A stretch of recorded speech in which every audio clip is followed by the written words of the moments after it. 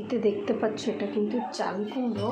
এবার চাল কুমড়োটাকে গোল গোল করে কেটে এই দেখো মাঝখান থেকে একটু কেটে দিয়েছি, এরকম করে একটু সিদ্ধ করে নেবো চাল কুমড়োটাকে। আর গোল গোল করে কেটে সিদ্ধ বসিয়েছি।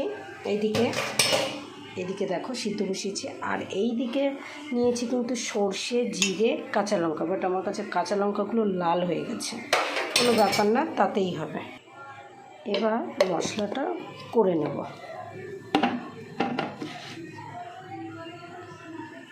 এদিকে দেখো সর্ষেটা পেস্ট করে নিয়েছি, সর্ষে, জিরে, কাঁচা লঙ্কা। আর এদিকে আমার প্রায় চাল কুমড়ো সিদ্ধ হয়ে এসছে, এবার নামিয়ে দেবো। আমি কিন্তু এই চাল কুমড়োর রেসিপিটা আমার মাসির কাছ থেকে শিখেছি। তখন আমি অনেক ছোট, আমি এই রেসিপিটা করে খাইয়েছিল মাসি, খুব সুন্দর হয়েছিল। তারপরে আমি আজকে আবার একটু ফোন ঘাঁটতে ঘাঁটতে দেখলাম যে একটা চাল কুমড়োর রেসিপি, তো ঘরে দেখছি চাল কুমড়োটা আছে, তো তাই ভাবলাম রেসিপিটা বানিয়ে ফেলি।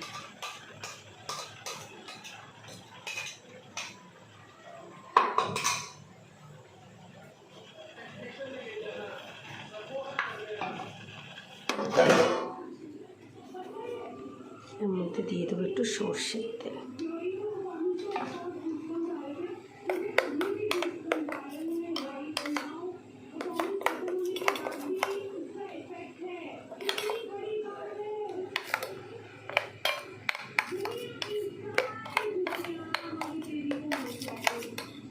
আর বাদবাকি চাল কুমড়োটুকু এরকম ঝিরিঝিরি করে কেটে নিয়েছি, এটাকে ভাজবো। এবার সর্ষেতে দিয়ে দেবো স্বাদ পরিমাণ মতো নুন,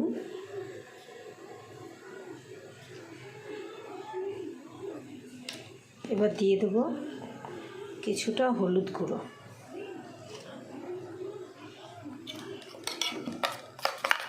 এদিকে কিন্তু চাল কুমড়োটাকে তুলে রেখেছি।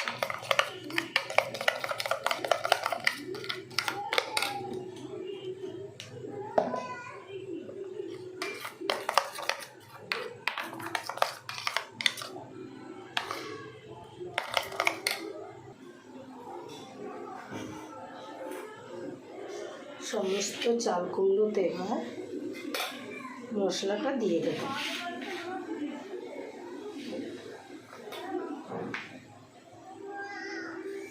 প্রচুর গরম,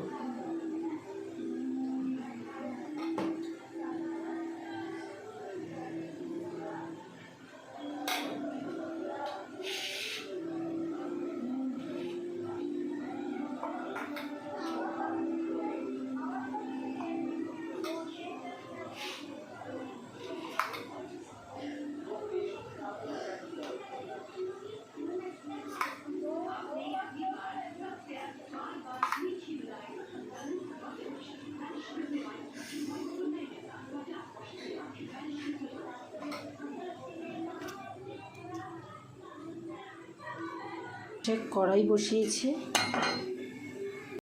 কড়াইটা গরম হয়ে গেছে। এবার দিয়ে দেবো তেল।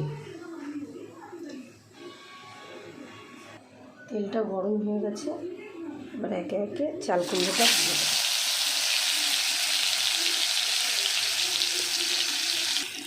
সমস্ত চাল কুমড়োটা দিয়ে দিয়েছি।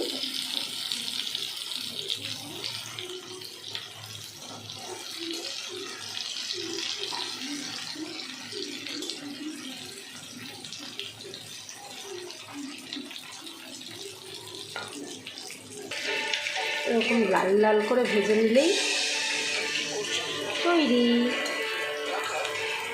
এটাকে কী রান্না বলে আমি ঠিক জানি না, প্রথমেই তোমাদেরকে বলে দিলাম যে এটা মাসি, মানে আমার মাসি এরকম রান্না করেছিল, খাইয়েছিল, বেশ ভালো লেগেছিলো, তাই আমিও ট্রাই করলাম।